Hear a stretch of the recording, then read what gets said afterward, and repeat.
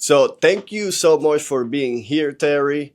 I know that life can sometimes throw us a curveball, and in baseball, there is a way of hitting the curveball that actually gets the most home runs. So I'm very excited to talk today because, like in baseball, the little curveball that I got before I showed up for our podcast, this can be a really powerful home run. So that is my expectation because I got you here, Terry, and I'm extremely blessed. I'm very appreciative of you, your time, and your knowledge. And I want to start by asking a question. You say awareness is everything. I mean, let's go there. Let's dive deep on it. Well, we're going to make this a home run, dude. Let's go.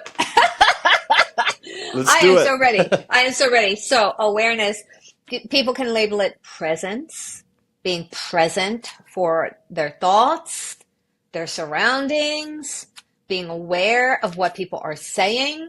We're always in this space of being one step ahead. And when you're, in a conversation with someone, you're not hearing half of the stuff they're saying. You could be missing, like when you're so present, you can hear when in certain words that will like kind of stick out in a sentence. You can hear like when there's a ripple in a sentence, that's stress level. And so when you're fully present and you're fully taking it in, you can feel it too. So that's being aware of what's in your mind, how present you are hearing, and what your body is saying. Wow.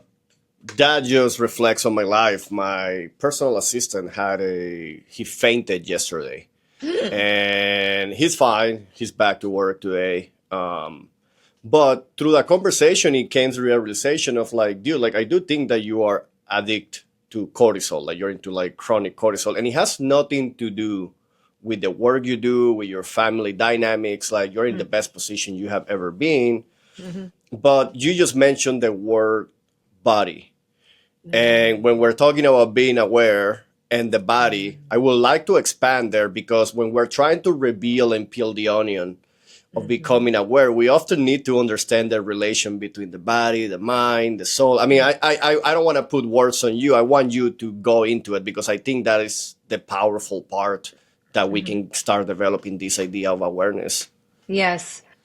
So I'm going to add intuitive because when you are fully present in your body is going to tell you, you're going to feel it. And what is the interaction of your experience with a person, place, or thing? That's what I specialize. I use my physical body. I tell my clients I stick the baby toe in the pool of energy. And so when I'm doing that, I'm simply touching somebody else's energy to allow my body to respond. So if my throat constricts, it's telling me a couple of things that they hesitate to speak their truth. They have unspoken words there, fear of speaking. And so and then of course, I'm clairvoyant, clairaudient, and clairsentient. So I want to add that. So I allow myself to see movies in my head, hear conversations, and the clairsentient is just knowing. So the clairsentient everyone has. Most people say, oh, that was a coincidence. Well, we all know there are no coincidences. So when we're fully present and allowing ourselves to feel our body, we'll be able to interpret what the interaction or the exchange when you're with a person or, when you're having a conversation like you and I are having and with the audience as well. The audience can feel it as well if they trust to allow themselves to feel. And when I ask questions or have a conversation, I'll usually say, how does that resonate? And then I get them to go into their body so they can say, oh, not their head. It means the feeling of. And so when we're fully present in the Mhm. body, we'll be able to decipher, interpret what it is that's going on. But we have to trust and know that what we're feeling, because the truth always makes sense. And so what we're feeling, and if we're saying, that's making sense, that's the truth. It's not that we're thinking that everybody's lying. We want to make sure that what that interaction when you're, because you'll have some people that will hesitate to say anything for fear of retaliation or triggering someone else or hurting their feelings, when that has nothing to do with you when you're having that conversation. But you'll feel that build up before you even speak if you're the one that hesitates to speak. So you can even say, it's okay. I'm feeling like, it might be a little build up, or it's okay. I'm just going to say some things that I just want, and I'm going to put my hand on my heart. I just want to say how I feel. Making sure when you do have that conversation, it's without judgment, because that can slam things shut very quickly. We can't Hmm. make people feel how we feel. We can only be responsible for our own feelings and how we feel. Hmm. As you're mentioning that you're focusing on people, that is not your only focus, but I hear a lot about how other people feel or how other people make you feel. And I do pretty much, I won't say the exact same word by no means, but I'm writing about it today, but my focus is on the environment. But Yes, it's the yes, same process. And people is part of the environment essentially. yes. Um, but what I'm very, very intrigued and my deepest question is finding those patterns Mm-hmm. that come back time after time after time. Mm-hmm. There is this one I don't know, quote, perhaps this piece of knowledge that is that 90% of what we're thinking today is the repetition of what we taught yesterday. Mm-hmm. And I can't resist but to trying to find the pattern. And my question comes back to why do most people stay unaware of those patterns? Why do people what aware? What did you say? Why most people stay unaware of those Unaware. patterns? Unaware. Okay, Yes. sorry, sorry, sorry. I love your accent. Yeah. But sometimes. Thank you so much. Yeah, thank you. Yeah. You gotta Yes, be yes, paying attention. Yeah, it keeps you on yes. your toes. Yeah. It does. So I'm all in. Yeah. So why do people stay unaware? And that's a really very good question. And we started the conversation about being aware and being present. And then coincidence, where we don't believe in coincidence. Some people are aware, but then they're like, oh, because of. And so we just talked about it, retaliation or triggering someone or hurting their feelings. They're aware of it in certain situations. There's another, I love my flashes. I just got a flash. I just had a Oh, client a couple hours ago, and I've had this client around for a little bit of time, and she said, Terrie, I just don't understand. I'm trying to get a job. I haven't had a job for a significant amount of time. I don't have a partner, and that's been a significant amount of time. Then she tells me I went to a doctor and they couldn't take care of it, so I ended up with another doctor, and I said, oh my goodness sakes, you got blocks right and left. I said, it's called your subconscious space. She did not put together the fact that when I said, you haven't had a job for a while, want a partner and haven't had that for a while, went to the doctor and couldn't get it fixed, had to leave that doctor, go to another doctor, they couldn't fix it. I said, do you understand all the roadblocks? She said, yeah, I do now. yeah, But what happens is that people are saying, well, this is life. Like accepting unacceptable behavior. You don't accept yeah, unacceptable behavior, but most do for whatever reason when they're in a relationship. Oh, we've been together a while. I don't want to seem insensitive, but you keep accepting unacceptable behavior, right? So here she has these blocks and she's saying she's unaware, but clearly I'm like, oh, I'm fully aware. So then I said to her, where did you see your mother accepting the same thing by taking on the outside and pulling in? And then she just spewed out a whole bunch of stuff between her mother and father with exactly the question I asked. And so, and that's where the intuition, I get things that I see, and then hmm, I just pick that up. But I picked it up by asking her, and I asked her in a way to make her see that her mother and her mother's patterns, that she's taken them on. And then once I said, where in your life did your mom do X, Y, and Z? And then she's like, oh, wow. And I said, you just said your mom never was able to fulfill her dreams because her dad told her X, Y, and Z. Now it's the same thing going with you. You picked up the same pattern. So it's easier for me as the worker in the subconscious space to be able to pull this out. So then you ask me, well, how can I, as someone who's not an intuitive, be able to see this and become more aware? By simply the questions I just asked. Like, it is wrapped around your childhood. You do not have to have emotionally or physically abusive parents. You don't in order to have limiting beliefs. A child is seeing things for the first time, and then they're going, oh, I'm not good enough. I'm not seen. I have to work harder. I have to do X, Y, and Z all over the place. And then those patterns are now part of an adult's subconscious, and then the adult's going to run on the patterns of the subconscious. So there's where, when you become more present, when you're asking yourself questions about your childhood, when you're saying, I'm not getting this. So if I'm not getting this, where is it within my childhood that that particular pattern is? And hers was so simple and easy, but she wasn't thinking to go back. She was only going, it's right in my eyes, and this is my reality, when that's not the truth. You are creating your reality from your subconscious.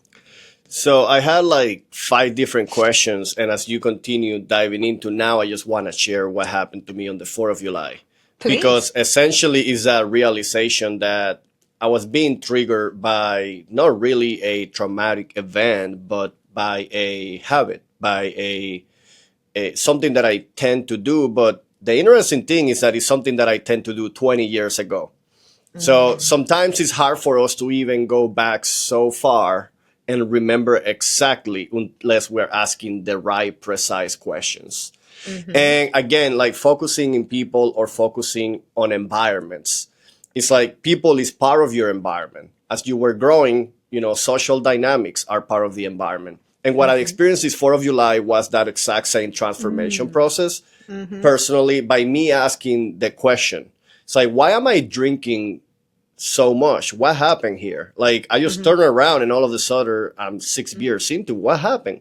Whoa. By going through this process of questioning, I realized, wow, this is what happens every year. So I want to touch on patterns because, again, I'm just obsessed with patterns. There's like yearly patterns, there's different cycles that we go through.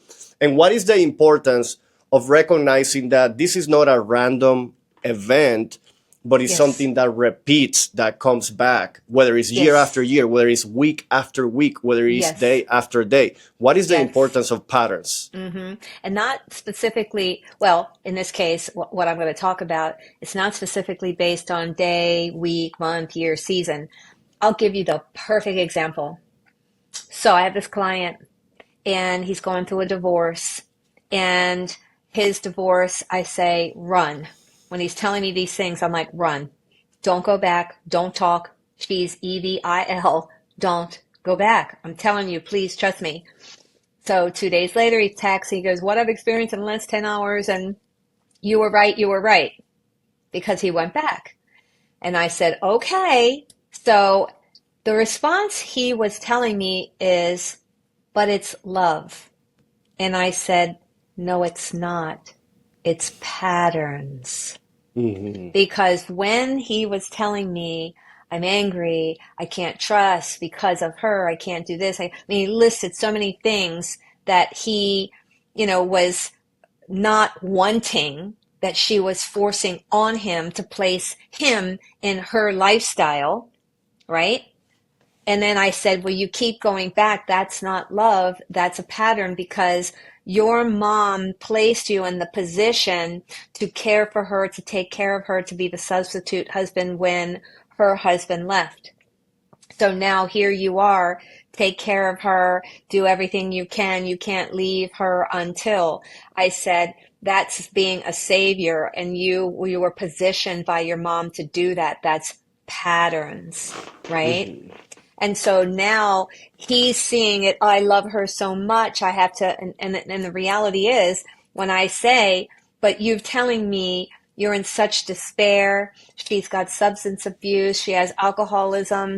I mean, there's tons and tons. And I said, when you have a partner like that, and there's so much that you don't do drugs, you don't even drink, but you're accepting unacceptable behavior. That's a pattern. So we have to really differentiate what we're saying love is, because that's not love that makes us go back. It's the pattern that was created in our childhood that keeps us going back for whatever reason. So I want to talk about. Go ahead. I thought you were done. I'm taking a note because there's No, something please. I don't want to miss. No, please, go No. ahead. You just, I thought that you were done, and I intervened. I apologize. I can now tell you weren't done, but okay. I was just taking a note because there's like this development that we are creating, and this one is for later. So I just put that so I don't forget. But Okay. the one that I do have in mind now is that we can see these as perhaps a pyramid or as an onion, meaning there are different levels, there are different layers, and it's kind of like the most you dig into, the most you find. So I just want to bring a little bit of contrasting to truly understand and have this question, because I do know that we do have certain mechanics to either feel valuable, to either be right, to feel in control.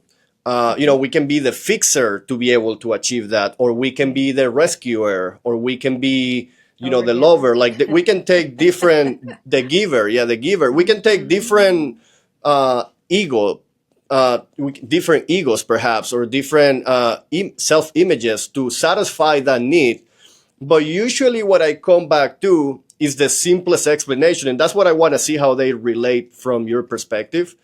Because I truly believe that the reason that we continue to do those things that are in contradiction with our values and who we are and our self image is because they allow us to survive.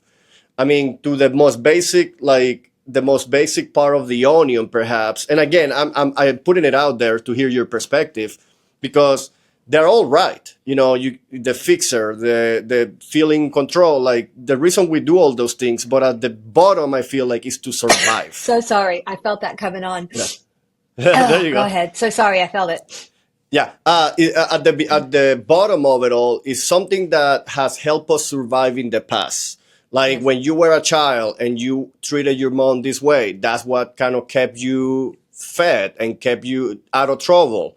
And that's why then you repeat that with your wife, or the list goes on and on. And for me, on the 4th of July experience, is that, it's something that I didn't want to do. It's something I wasn't proud of. But somehow I survived all this time with that behavior, and my brain doesn't want to risk it, doesn't want to try something new, doesn't want to do something that will put me into, will this help or not? And I think it all comes from a need to survive, but I would like to hear your opinion on it. hmm So truly, the end result is either love or fear, right? And so the Hmm. majority of the things that we're creating is all based on the fear, right? Because the things that Hmm. we love, we're into it. Life is flowing. The path is clear and open. And, we're creating like no tomorrow. We're going crazy. And so it really is about fear. And so and let's go back to your situation with the summer and drinking. And so I love the way that you are focusing on environment and the changes of the environment, the seasons, winter, spring, summer, fall, right? And it's similar to what I do. I just don't focus on a season. I just focus on the pattern in the subconscious. And so in your case, during the summer, that's when your season, what you were engaged in doing, the memory of doing it during the summer, the pattern that you created during the summer. So not even thinking about it, meaning bringing it to your conscious space, right? That you subconsciously reach for multiple drinks because that's what your pattern was during that season. And so you automatically started doing it. And then you went, whoa, wait a minute, I'm so many in. And what am I doing here? Because of the pattern of what you created during that season. And so when we're interacting in life, then depending on what the subconscious limiting belief is going to have you interacting with people, places, and things. So let's focus on people and how they're responding, and then how you respond, because they could respond, you get triggered by the subconscious, and now based on your childhood and what's in that blueprint in there, the subconscious, is you're going to respond. It can be in the survival mode. It can be, I gotta be right mode. It can be fear of, a perfect example, you having a relationship, the relationship comes to an abrupt halt, and then you could have betrayal, abandonment, not heard, not seen. I mean, all of the things when the relationship suddenly stops and the person was like thrown into what just happened, right? So then again, you back up. Where in it were you looking for validation in your partner? Because then it comes to attachment styles too. But I mean, that's another whole story and another whole podcast. But, where in that, first off, everyone creates everything. So if you're the type of person that are so open to love and you're giving, you can become an overgiver, but you say it's in your blood, it's natural. But your mom and your grandmother showed you that you have to be serving and servicing your partner. That's what love is about. So then it becomes a pattern for you that in your relationships, you become the overgiver as well, because that's what has been told upon you and shown upon you. It doesn't mean it's out of survival. It means it's out of a programmed pattern that was told, shown, and you believe that that's what love is about. You give endlessly and you feel good about it. But then 2 months later, 2 years later, you're like, I hate this. Why is he not giving me back? Why do I feel like I'm pouring and pouring and not getting in return? Right? Because of what was programmed in you. So you get what I'm saying, the difference between not everything can be based on survival or fear. Yeah, there's different reasons that it's basically like that very dynamic three-dimensional environment. It's not just all coming from one direction. They come from different directions. What the one thing that kept coming up is the note that I have, which is unacceptable behavior. Unacceptable behavior, yes. Now that is kind of what triggered me into consciousness. Like, get out of my body and realize what's going on. I just have unacceptable behavior, which is pretty much the end. Like, you kind of, if you can, you want to catch that before it happens. But no matter what, if you catch it and you become conscious, you're always better off than not catching it. Yes. And what I think is interesting, and again, it's just because of the work that I do with the environment and the seasons, is seeing that relation with how society sees the winter blue issue, which is, is not really a acceptable behavior or an acceptable way of living or an ideal state of being, as something you can't do anything about it. And it's the same. I just drink 6 beers. Well, you can't do anything about it. But we have come to accept perhaps the winter as like that season of, it kind of, I'm going to say the word most people say, it suck. It kind of sucks. And it is what it is. Everybody gets the winter blues. So I just find that it's interesting that when you find those unacceptable behaviors of dogmas, I think that's when you are into something. And I wanna bring the winter blues issue, because your book is the guide to mastering your inner greatness. Yes. How can somebody have an inner greatness when they accept those kind of behaviors, of those kind of perceptions about the environment? So I just want us to walk us through that process. Yes. So that was the subtitle, but the title is The Secret Power of You. So understanding how you ended up being the way you are when you are accepting unacceptable behavior. Now here is perfect, because I do work with a lot of clients, couples, and mostly women, but a lot of couples and then children as well. But what happens is that based on your childhood, the patterns of what your mom is doing, what your dad is doing, what your caregivers, could be grandparents doing, the interaction, what they're saying, how they're responding to each other, their arguments, and how they work things through. And so here you are, and you're, wanting to attract the perfect mate, and you meet somebody and you're like, oh, wow, this person is so great. And then within months, they start showing up late, and that's unacceptable behavior, because unless there's a flow with, respecting people's time, and you don't know what they have scheduled afterwards, that can be a form of unacceptable behavior if you're always late and not respecting the other person's time, right? And so what can happen is that the person who is always on time and the other one's always late, and let's say he. So she may say, I don't want to say anything because I'm into him. I really like him. I don't want to be insensitive. Or maybe it'll change when later down the road I'll tell him that really bothers me because he made me late for something else afterwards. And then when you hold on and don't respond during the time it's being created, this is exactly what marriages and relationships and long-term partnerships, this is exactly how it happens. You don't say anything at the beginning. You start accepting certain things that don't work for your soul. And then 6 months, a year, 5 years down the road, then you're so resentful, you're angry, you're like, why can't he? This has bothered me all the time. And then you start speaking up.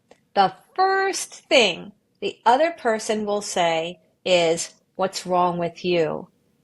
You never said anything before, because you allowed it from day one. You created it.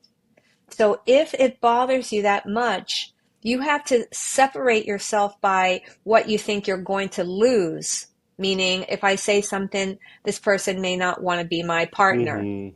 You have to focus on what you're going to gain, meaning, this is not acceptable for me. This is really bothering me. We need to meet in the middle. So if you're going to be late, you need to tell me.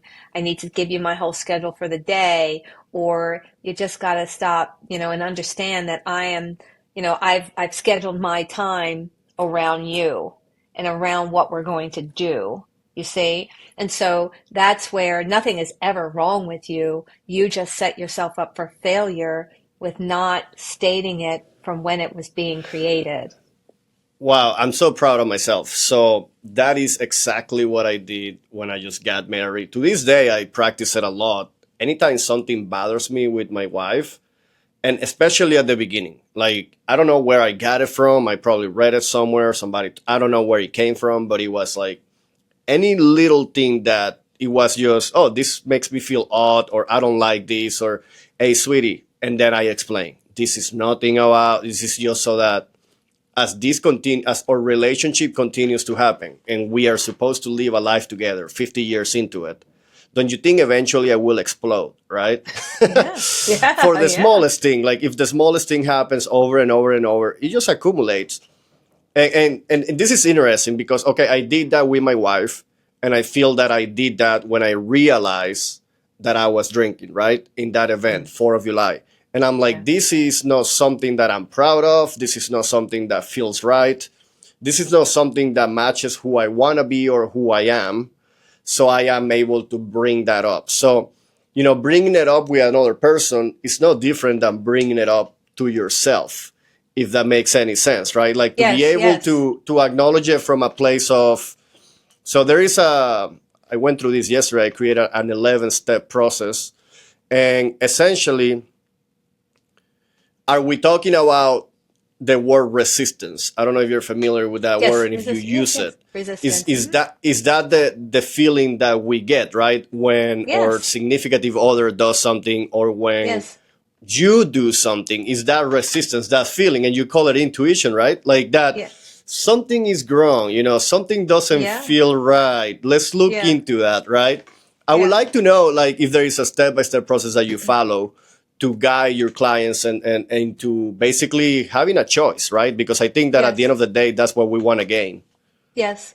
So, well, very similar to what I was saying, and I got two flashes when you were talking. So the first flash is going back to the client with going through a divorce, substance abuse by the other mate. So he saw that at the beginning. Bingo. He doesn't do it, but he saw it at the beginning. So he said they talked months and months through before they even decided to commit to a relationship of what they like and don't what like. Now, when you're sharing what you like and don't like, you're sharing your boundaries. I like this, I don't like that. So, but he already made his boundary fluid by knowing he was stepping into and seeing these things, and he was saying what he likes and don't like, but then he accepted it. Then your boundaries became fluid, right? And so when you're starting in with anything, may it be people, places, and things, and you're seeing things and you're talking it out, you're stating what you like and don't like. That's this form of stating your boundaries. And then let's say 3 months down the road, you already stated, I don't like someone who smokes weed all the time. Let's just say that. And then 3 months down the road, you weren't seeing that, but all of a sudden it starts appearing by the partner. So if you don't say anything, your boundary just became fluid. You have to state it then and say, hey, when we met, I remember having deep conversations about that. And now I see this is changing. Let's talk about it. Because, and then you can go in, this could look like an addiction, or this could look like you're really struggling with life, or this could look like, and you're talking it out in the moment that change happens. But that's the key right there where most people fumble. Because then they're fearful of the end result. Mm-hmm. What happens if the relationship breaks up? What happens if he Mm-hmm. gaslights me? What happens? But your boundary is your feelings of what you'll accept and don't accept. You have to let go of the end result because your boundary is that. What makes your heart sing. And so when you're making your boundaries fluid, what happens? It's not them, it's you. You're not unhappy, they are. Because they're getting to do what they want, and they're doing something you said you didn't like, you see? So that's where you have to decide right there and there. Then, if this boundary, which obviously boundaries are very important, is this boundary that important that I can't just accept it? Maybe you can accept certain things like, okay, just smoke at night and not during the day, or, only smoke on weekends, if that's acceptable to you. But if you've already stated your boundaries and it was very clear during the mating process, right, getting to know each other, is Yeah. that you must stick with your boundaries, because then it falls into respect. And then Yeah. when your boundaries are fluid, they don't respect your boundaries. And then they're like, well, she's accepting that, so it's okay. I'll just keep doing it. And that's where it turns into years later of resentment and anger. Two things pop out, which is the idea of resentment or respect. I apologize, respect. Yes. And I think that we have to have a high level of respect for ourselves to begin Mm-hmm. with, to Mm-hmm. be able to surrender to that possible negative outcome of sticking to our boundaries. And I don't like to be as straight lined as that, but essentially as bringing the truth and expressing how you feel, and the possible negative consequence of that might be losing that partner. And Mm-hmm. there is a that contrast of fear and respect for yourself. And I think Mm-hmm. that is, as you continuously put the chips on the side of respect for yourself, for who you are, Mm-hmm. for your intuition, for what you're feeling, then that confidence keeps growing and growing, and that Mm-hmm. fear just keeps getting silence and silence and silence. I don't know, those Mm-hmm. things just came up as we're talking. That's perfect. And But think about confidence becomes your value, right? Because once your confidence builds up more, then you feel that you have your own internal value with your confidence of saying that really is not going to work for me, right? yeah, I can see that. And it also can become a habit. it gets reinforced and reinforced. So your values are more established, or you are more self-aware as well. I Mm-hmm. think that is self-aware of your value as you stick to them, as you hear that little whisper at the beginning. Is just a whisper, and you are like, man, do I do it? Do I don't? And then you start doing it. Then the next thing you know, it's like, oh, I hear it again. I'm gonna do it, and then it becomes a neuropath, in your brain that you automatically start going towards every single time that you feel that little whisper. Yes. So we also talk about surrendering to the outcome. I think to a Mm-hmm. certain degree, I mean, we have been talking about acknowledging the issue and then surrendering, so there's a difference between accepting and surrendering, but I think that there is Yes. so much power into understanding those two, because I think those two elements are part of what Yes. allows to grow in that direction. Yes. So I love the way you are thinking. You're a deep Mhm. thinker. I love it. I Mhm. love it. It really helps people understand on a deeper level as they're listening, right? So, and we can just go back to the same topic we were talking about, where you have two partners. You talked about it at the beginning. You said, you shared your boundaries, and then somewhere along the line, 3 months later, then things start becoming like different. And then the boundary of one is sort of becoming more fluid. So then, when you were stating your boundaries up front, I call them make or breaks, because if a boundary is a boundary, that's a make or break, right? But then people think, well, is it that bad? That's what happens. The one with the boundary, you say, is it that bad? It'll be okay. And before you know it, that person that was, smoking all the time will smoke all the time. And then the person that held the boundary will say, gosh darn, I had that opportunity to change that and I accepted it, right? You didn't even surrender, you accepted it. And then now it becomes your problem because now you accepted it, but internally you didn't. You accepted it on the outside for the fear of, may it be the break up the relationship or the triggers or the arguments. But there is where you have to just accept that this is my boundary. This is not going to work. I told you up front.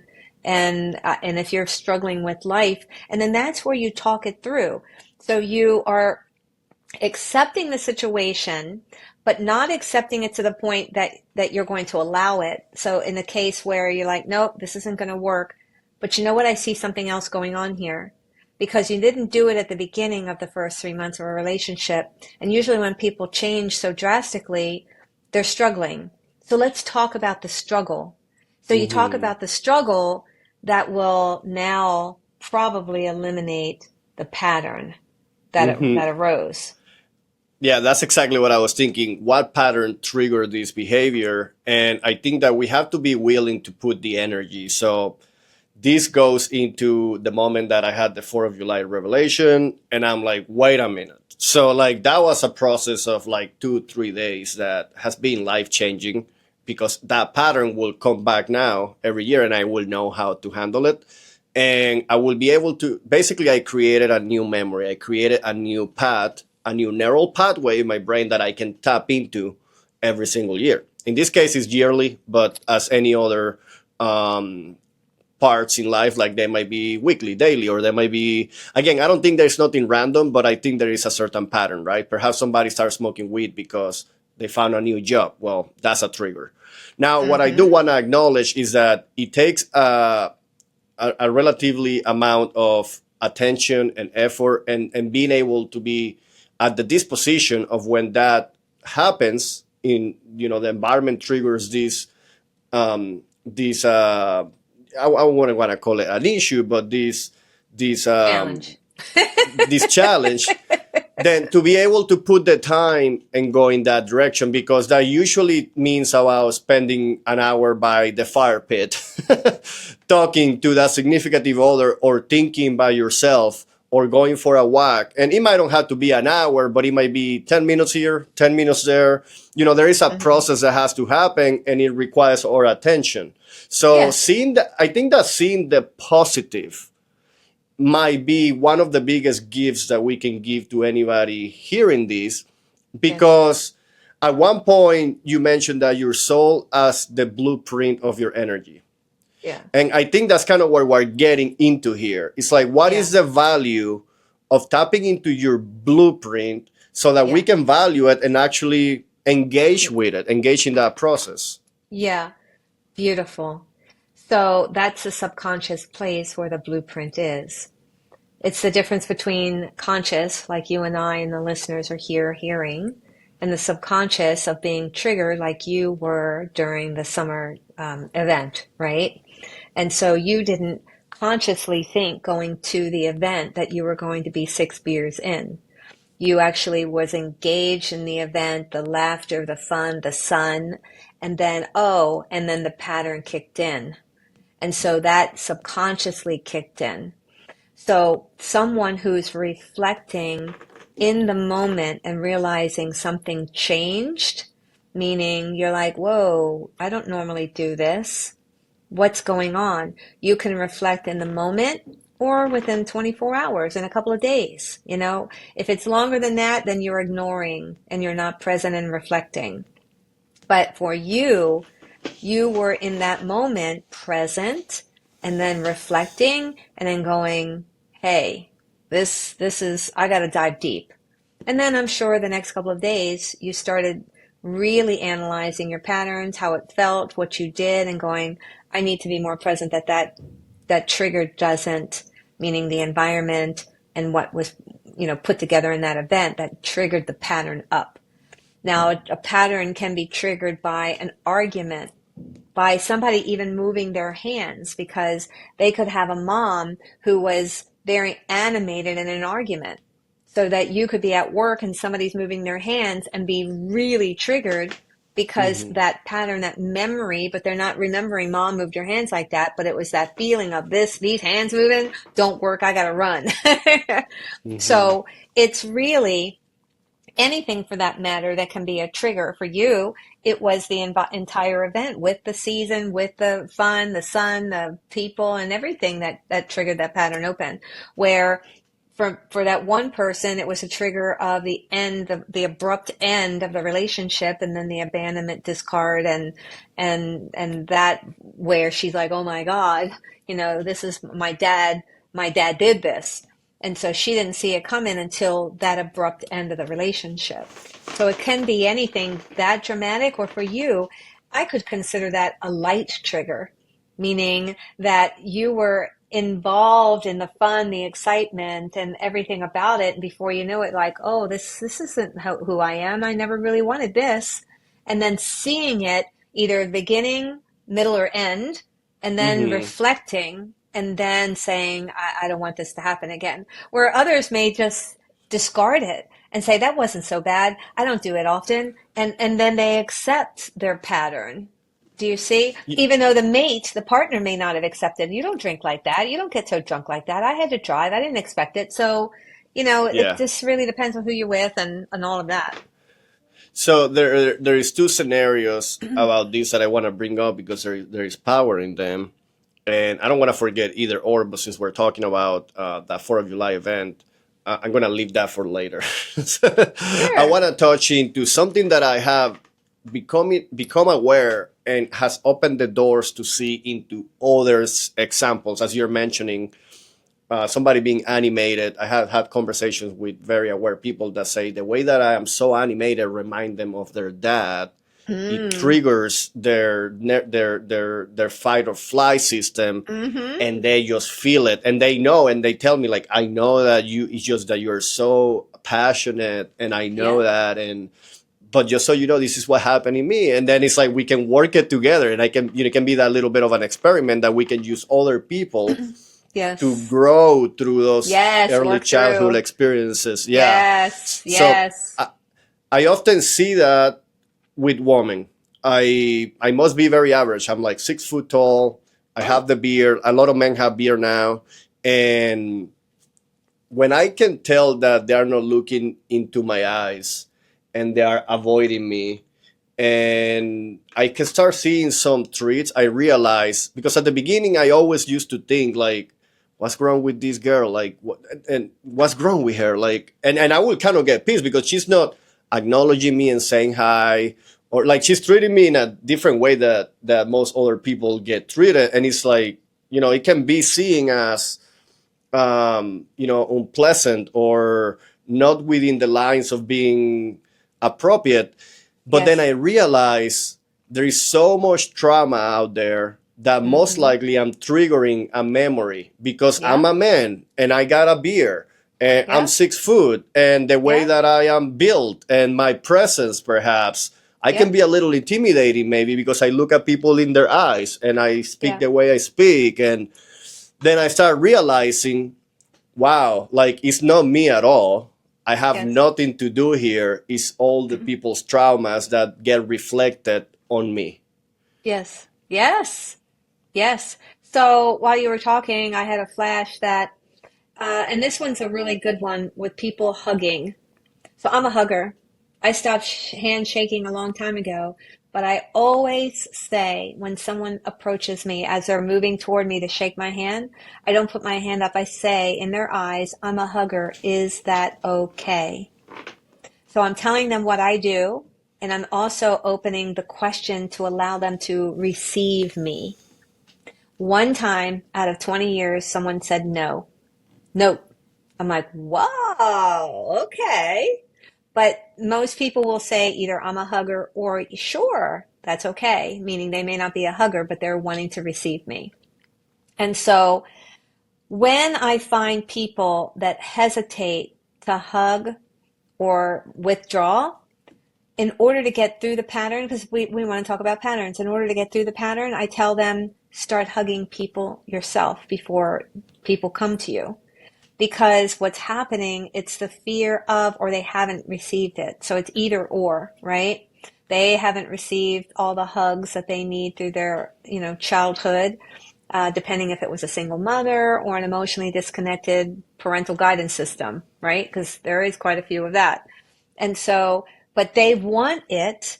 It makes them feel maybe, I love to say, it gives them the ick, or they feel uncomfortable. So they have to get out of that pattern and they want to. So I just say, hug everybody and use the two lines that I say. I'm a hugger. Is that okay? And it'll get them because now they're in control. Because when people are coming to them, it's out of control. My God, what's going to happen is a safe. But when they're saying, I can do it, I'm in control, it's safe. So now the more they're working through the pattern with them being in control, then they can work through it and they'll be more connected themselves. It's so sad to see, especially women and children, is that if the mother is emotionally disconnected or has the physical disconnect due to her upbringing, may it be adoption or physically abusive caregivers, then she doesn't feel safe at all when it comes to love. Zero. So she won't present or give to her children. And now her children will end up being, I don't hug, I just stand there. And so they won't know what that feeling, that connection is like, unconditional connection, meaning someone coming, oh, hi, how you doing? And they, give each other a hug. It feels so great. The warmth of receiving and saying, I see you, I'm present for you, both you giving and receiving. So by being able to work through it yourself, you're in total control by saying, I'm going to hug everybody, but I can do it on my terms and I'm going to ask. And so then they'll hear more people saying, I want to receive you as well. Yeah, being in control is such a big deal. So I'm gonna go back to the 4th of July event, which I've been beating to death. But there is such a powerful, and we haven't even gone below the surface yet. Like I haven't even tell the story. We could talk But for years. yeah, yeah.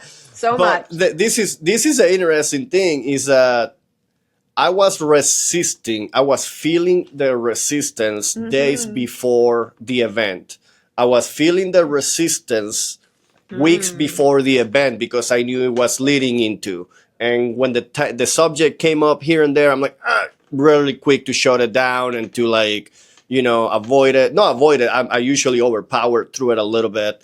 And it's funny that subject has becoming less and less and less over the years as my wife probably feels that resistance, that response.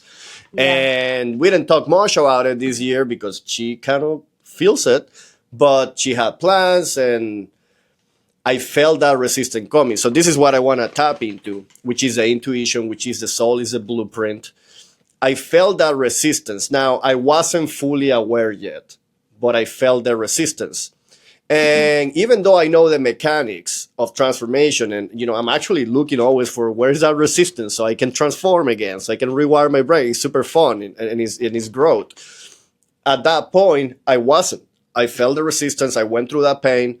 I went through the experience. I was in the experience. And even though I know the mechanics, like what do really take to become ready to receive, like willing and able to Mm-hmm. receive that awareness, right? Like, what Mm-hmm. is it? Because I know the mechanics, Mm-hmm. but I wasn't willing and able until I did the behavior. So there's like these little Mm-hmm. steps, and we can catch it on the feeling portion, we Mm-hmm. can catch it on the intuition portion, we can catch it a little behind on Mm-hmm. the behavior portion. No Mm-hmm. matter where we catch it, it's a gift. So what it takes to be willing and able to receive. Yes. So I know you've heard what's wired together fires together, right? And Oh in your yes. case, it is a seasonal environmental thing for you in the trigger of that, right? And so you may not have it in the winter, you may not have it at church functions, you just have it at those particular events, but you felt it like, oh, here it goes. I don't know, but here it goes. So you're fully engaged and you're feeling the resistance, right? And so now you tell yourself, what can I do to engage so that I don't go into a full-blown trigger pattern, right?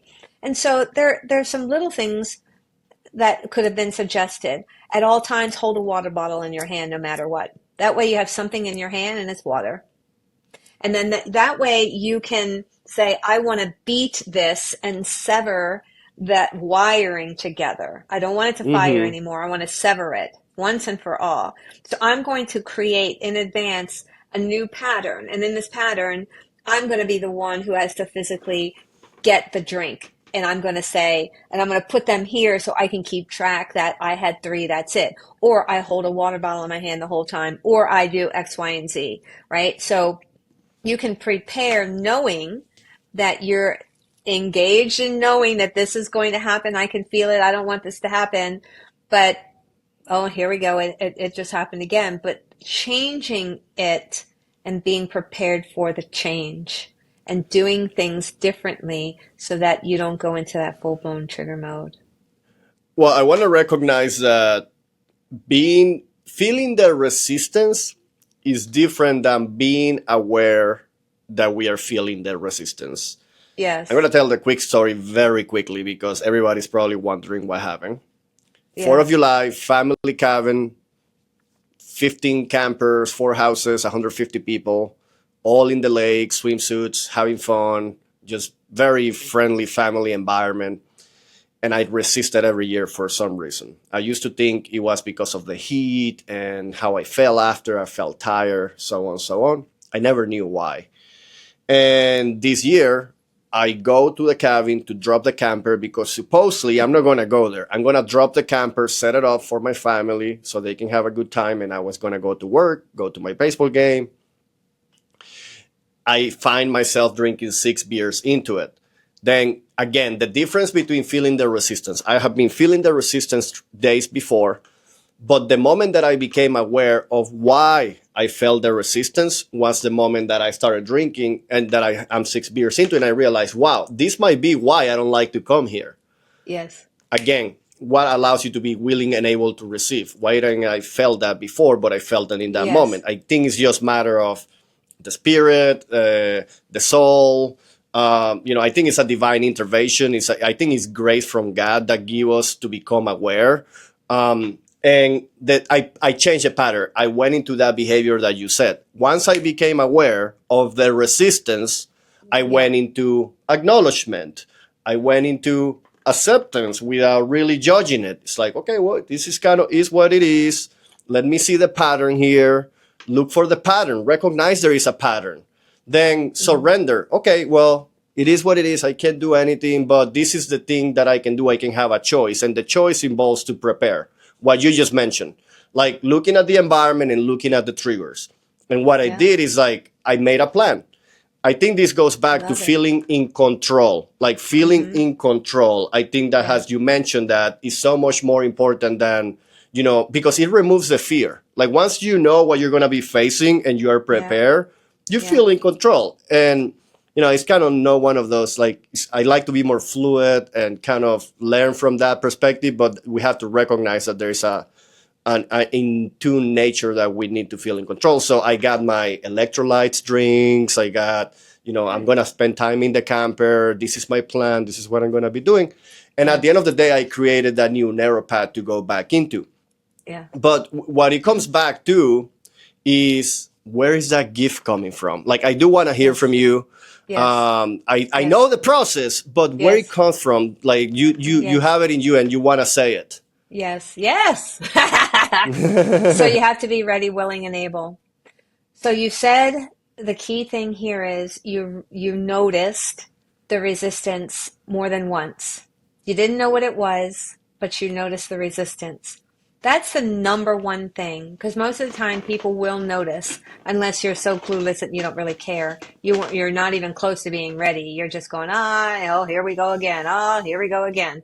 Patterns, here we go again, and not wanting to do anything about it. It doesn't matter where you start.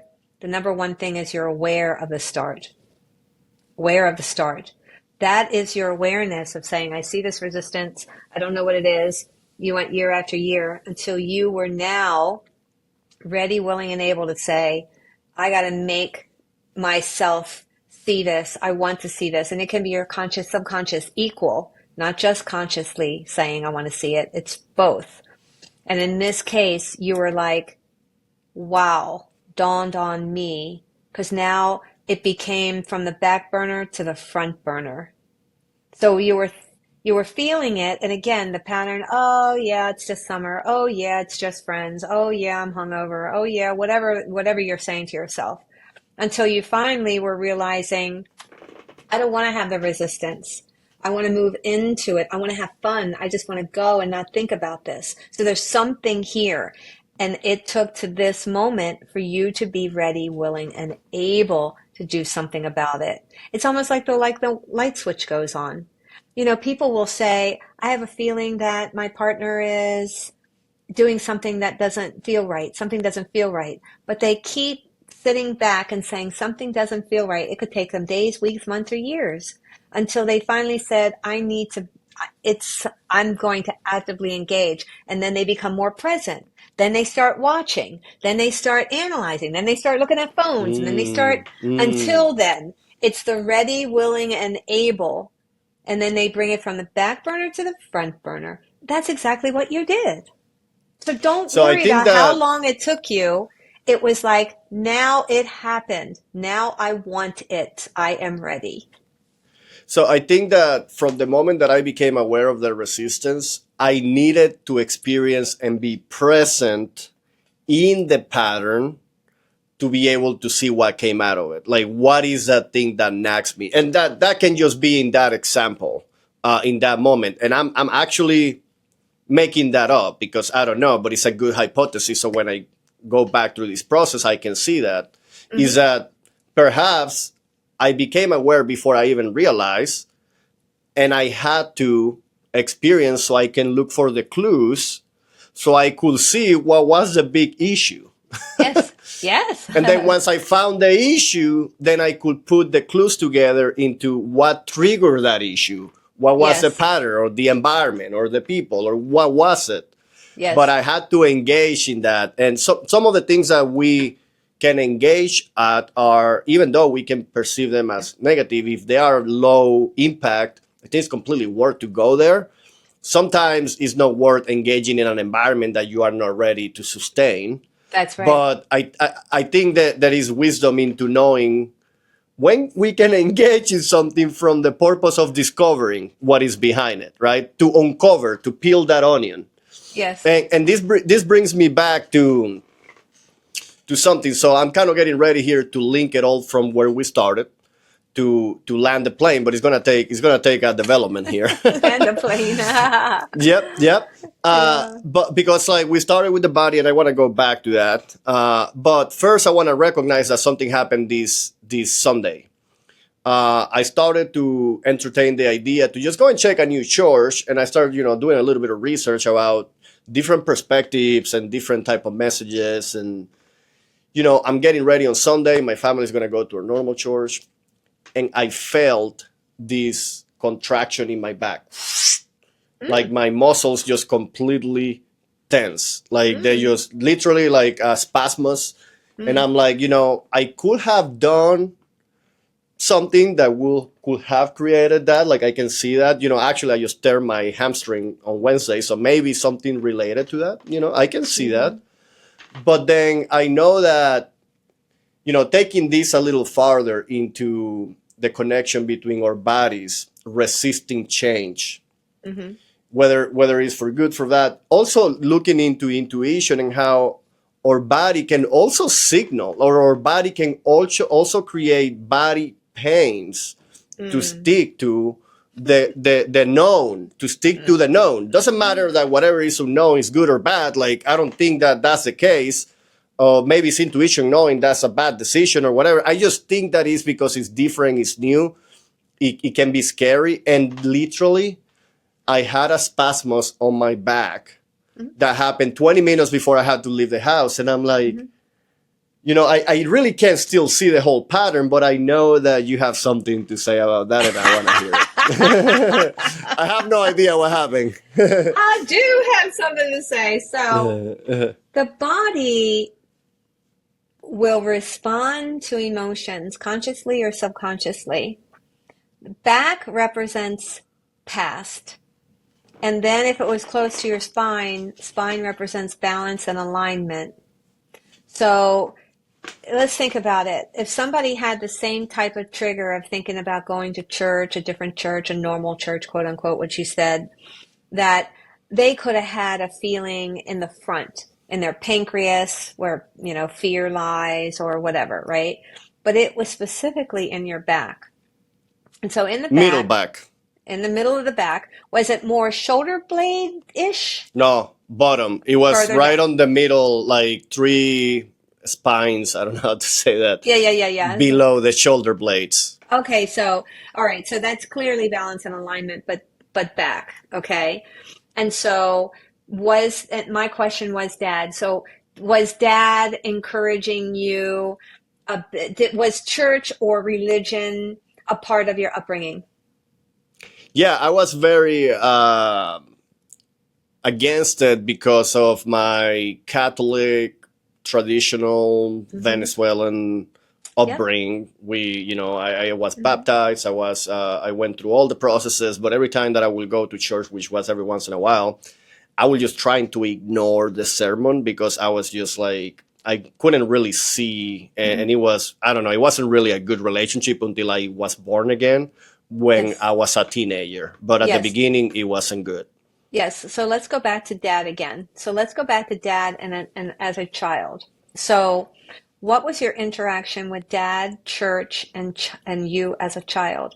Was Dad the one who says, come on, let's go, or I'm not going, or be quiet, you're making too much noise in church, something like that? We weren't really going that much. We were like the traditional Catholic that will get baptized, will get confirmation, and we'll go to like weddings and stuff like that. We wouldn't really go too much to church, but I do remember perhaps when I turned, I don't know, like 12, 13, 14, somewhere around that age, that I kind of already created my expectation of my belief or kind of what it was like. And my dad changed that. It's like, no, now we all go to church as a family. And I'm like, we go. Yeah. Now and you're it's telling like me. every Sunday, like it was a change that they experienced. And it's like, we all now go to church every Sunday. And it's like, I don't want that. So there it is. I was on it because I picked up Dad and I picked up the pattern. That's why I said, let's go back to your dad. Let's go back to you as a child. I picked it up. So now here you are, younger than 12, realizing I'm listening it's not making sense. This isn't resonating. Something's not here. I don't really like this. And then you acknowledge to yourself, your soul, I'm out. Then dad shifted everything. We're going to Hmm. go. I'm going to make you go. And now masculine authoritative figure is making you do something you don't want to do. It's that simple, yeah. It's that simple. And so now this is the reason why you got that tweak. The back is the past, right? Balance and alignment. This is an alignment for what I feel. My soul's not calling for this because as a child, I decided at 12, I'm out. But no, dad made me go. He stuck that blade in there and go, you're going to go, right? So now what you can't say no, you're a kid. You got to go. And now you're like, I hate this. And so now your body remembered subconsciously, you hate this. And that's why your back went and said, I already know I'm not going to like this. Even though your head might have been saying something else. Oh, I'll help. I want to be with my wife. I love her. I'm going to do, oh, well, but, you know, and so that's the subconscious conscious meeting clashing. You can call it clashing together, but the Mm. body responded first and you were present enough to realize it. That's exactly what's going on, my friend. Mm-hmm. Wow. So that brings me back to the beginning of our conversation. We have been talking a lot about our subconscious, about the body. I really Yes. want to go through this process because you have mentioned your body can either consciously or subconsciously. And Mm-hmm. I only know of one way that your body can do that. I only know of one way, but I'm not going to say it. So, because everything that I see, the pattern that I see is that, anything in the environment in the form of a person or in the form of an event or in the form of the environment triggers an emotionally charged memory, like you mentioned, my dad, Yep. church. Yep. And then that happens at a biological level. That's the body. As far as I Body. understand, that is all subconscious. That's your Yes. body. Yes. And then your body, through that emotion, in this case, trigger a spasmus in my back. I don't think that happens all the time, but that's a No. biological reaction, the same way Yep. that is a biological reaction in my brain that triggers a hormone or a neurochemical. Yes. So in this case, most likely was cortisol at a high level that Mm-hmm. got reflected. Again, the spine is a neurological, it's part of my brain, Yep. literally, and that's where it went to. But it was Yes. most likely a charge of cortisol, boom. And here's what I want to talk about. We can leave the conscious and subconscious about the brain later on, but my understanding is that up to that point, it's all subconscious and it's all your brain. When you feel that neurochemical reaction, that's when your thinking starts kicking in. And it's because but it can happen subconsciously too if you are not even aware.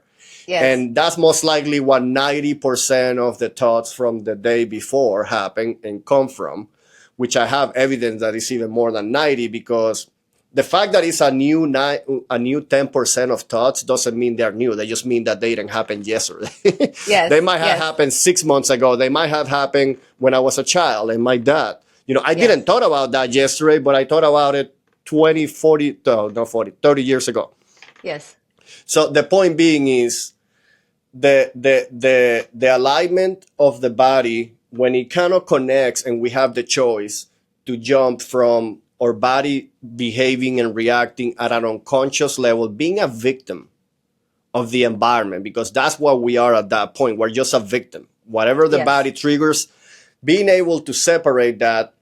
But what I find interesting is to actually bypassing or thinking and going to or awareness, whether it's being called different names, and I want to hear yours, but bypassing that thinking, because the thinking is not who we are. It's just an automatic response to that feeling, which is Right. an automatic response to our body, to a biological, I don't, it's called craving, biological craving.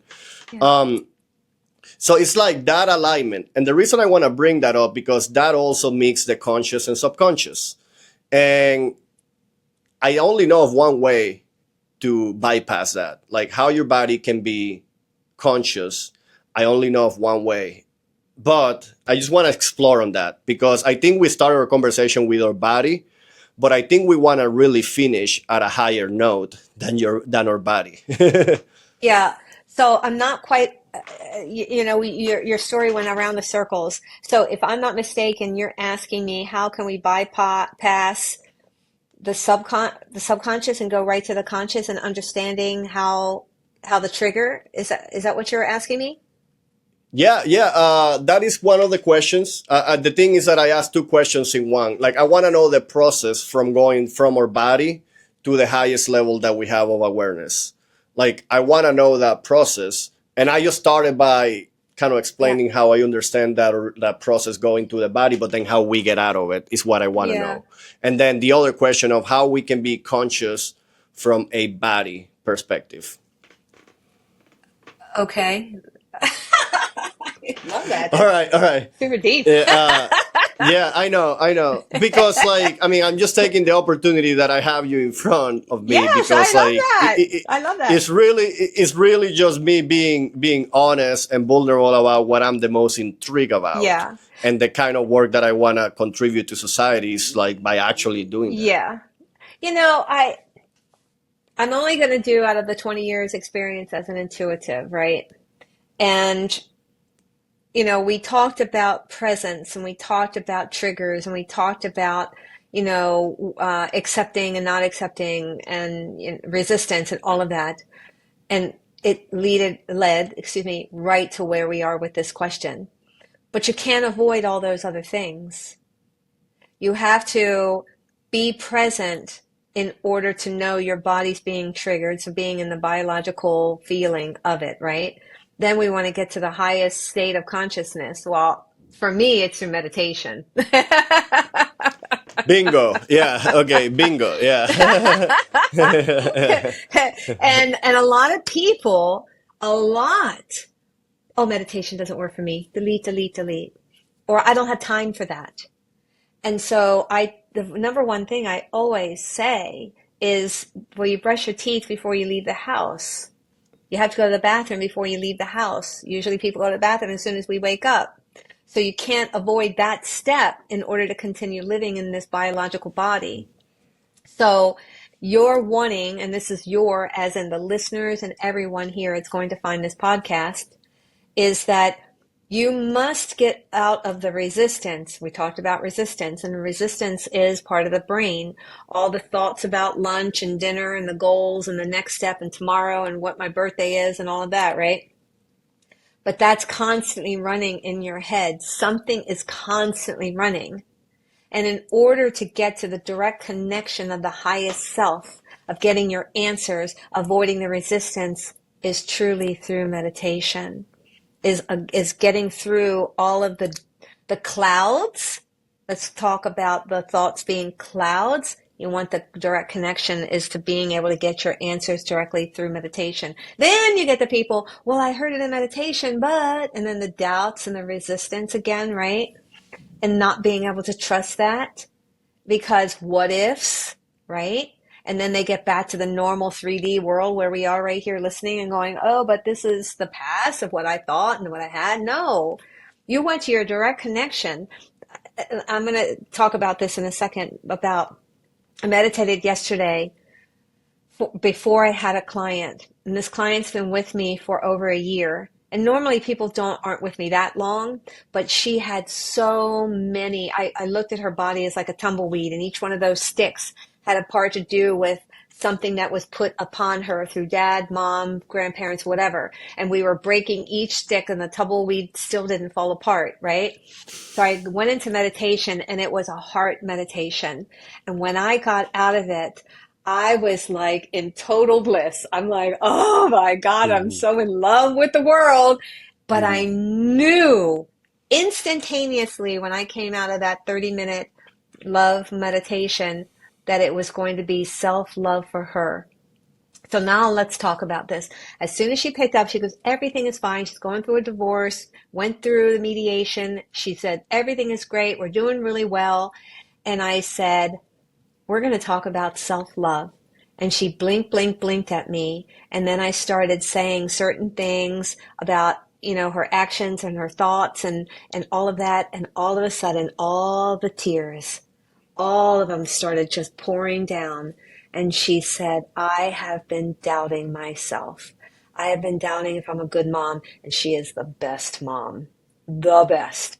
because I listen to how she is communicating with her son. I've Mm. seen him from a distance, her talking. I've heard how she's interacting with him when he's not around. And so I know she is a really great mom. She'll stop, she'll work him through his emotions, everything. That is a great mom. Now she's doubting it because of certain things that are happening outside of the home since the going through the process of the divorce, right?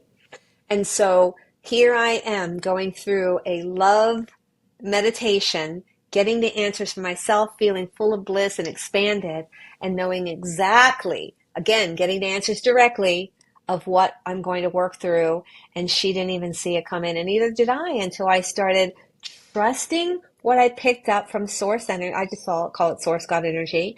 What I felt, because it wasn't what I was hearing, it was what I was feeling. Number one, trusting. So when you get through your meditation and you get the answers, and it may be through what you hear or movies that you're seeing in your head, or in the case where I was feeling it without a doubt, I'm like, I know, but I knew that she could not alter what I knew for a fact that that's what we were going to work on. When a person gets to the state of knowing what they feel 100% and trusting 100%, that's the state of being intuitively living and trusting your connection to source God energy. Wow. So I think that meditation is something that I do wanna explain because it is like the tool, the gift, the place where we can move away from our body and our mind and connect to God, to the source, as you name it, to God.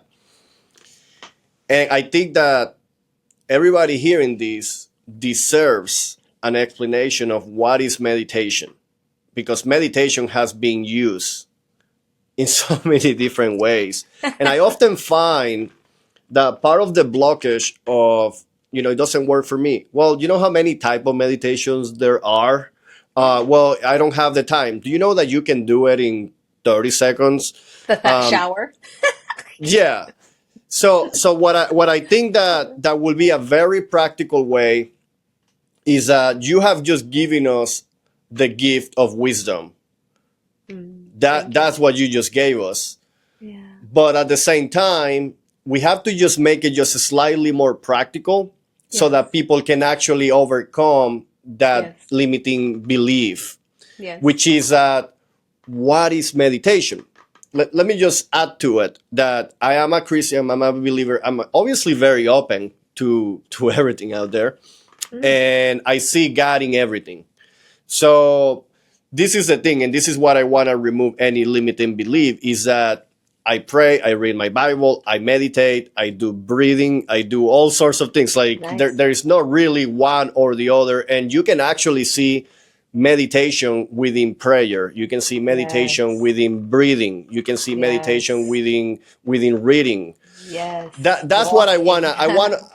Yeah, walking. So like there's a lot into meditation while you move. Like I have this one friend, he gave a TED talk with a spoon on his nose. Isn't it fun? Like, his TED talk was about fluid meditation, and I experience this when I do slackline. I mean, when you're on a slackline, walking on a tightrope, you have to you get to a point that you can do multiple things at once. But for the most part, what allows you to do is to remove that noise, the clouds. Yes. And that is actually a form of meditation. It's a form Yes. to bring you into the present. Yes. So again, you can be praying to God, you can be reading your Bible, but you can also not be present. So whatever you're calling that is the highest form, if you are not present, you're missing the point. Because it's not about meditating, it's about achieving the state that comes through meditation. Yes. So that has been the gift of wisdom, and this is now the gift of practicality, so that you Yes. can see that if there is any blockage within you, it has been removed. And you can YouTube right now whatever type of meditation you want to do. My favorite are breathing meditations. You just talk about heart and mind coherence. I just absolutely, there's so many forms. Yes. And yeah, as soon as I hang up here, I'm gonna go and do a meditation. I'm gonna do Me some too. breathing. I just see it as Yes. breathing, Yes. because like that is how our body can get in tune through our mind because we breathe naturally, right? We Yes. don't think about it. It's just a bodily function until you become conscious, become present, Yes. and tell your body what to do. I just came from a 48-hour fasting solo Mm. confinement. Like I just confined myself into my camper Wow. because the summer has so many like sensory experiences and I wanted to give my nervous system a break. And the reason that I do that is to, again, tell my body what to do, not the Yes. other way around. And Yes. it's like any other muscle. So I want to encourage anyone listening. This is within reach. There is no excuse. There is no reason why not to. And any limiting belief, I believe, I hope that has been crumbled so that you can be the best version of yourself. I think that if I get anything from today's episode, is that the secret power within you is already in you In and you have you. access to it. So Yes. I just want to say thank you so much, Terry. I am deeply honored, and I have obviously all your information in the description down below, as I said on our introduction. So if you want to leave the audience with just one last thought and a goodbye, I will appreciate to hear that from you. But thank you so much. I have been deeply blessed by your presence today and your time. Oh. I am so honored that you said yes to have me on for you and the listener. So thank you for allowing me to share these golden nuggets. I do want to end when I was listening to you. I immediately heard that that's hard. But it wasn't because of what you were saying. What I was doing was I was asking, how is this being interpreted? And what happens is that all the many things that we were talking about, we talked about so many things, which was so magical. This was one of the best podcasts I've ever been on that went this deep, and I love it. But it's not hard.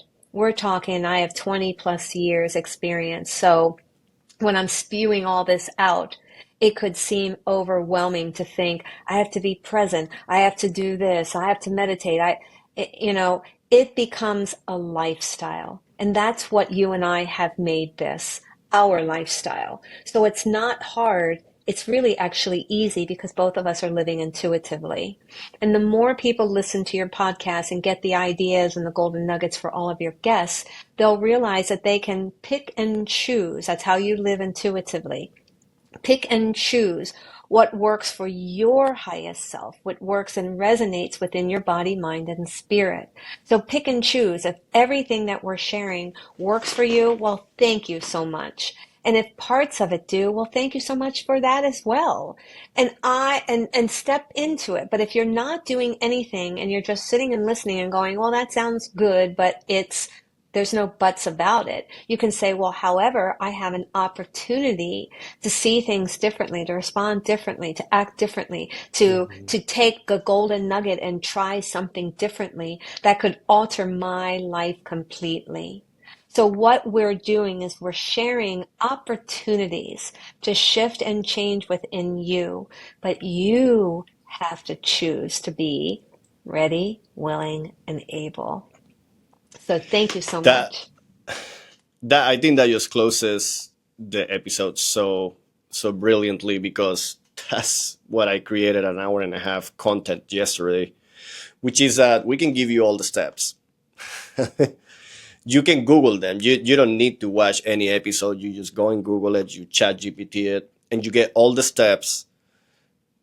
But if you are not aware, willing, and able to move in that direction, nothing's going to happen. You can have it all memorized.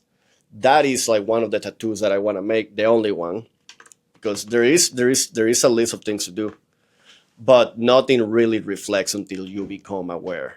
So I hope that that door has started to open and just realize that door opens and closes consistently. It's not this one moment that you achieve bliss or that you achieve awareness and your life completely change, you get this opportunity every moment that you are awake. As long as you're present, you get that. And you're going to be amazed if you choose to go in this path of awareness and rewiring your brain and becoming the best version of yourself, unlocking the power within, is that that door is constantly unlocked, meaning you can open it and close it.